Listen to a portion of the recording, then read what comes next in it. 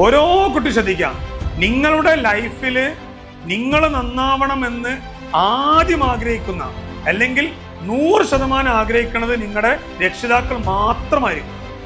നിങ്ങൾ നന്നായിരിക്കണം എന്ന് 100%, 100% ഉറപ്പുള്ള, അത്രയും അത്രയും താല്പര്യമുള്ള നിങ്ങളുടെ കൂടെ ഇരിക്കുന്ന രക്ഷിതാവിന് മാത്രം ഉണ്ടാവുള്ളൂ.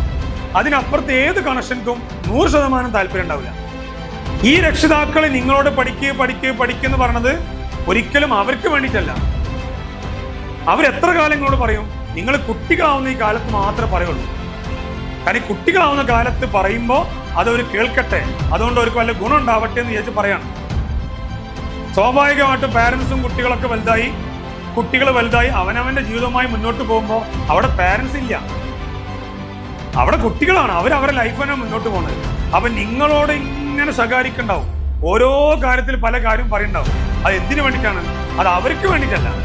നമ്മളൊന്ന് ആലോചിച്ചൊക്കെ, അവർക്ക് ഇതുകൊണ്ട് എന്ത് മെച്ചമുണ്ടാവുക?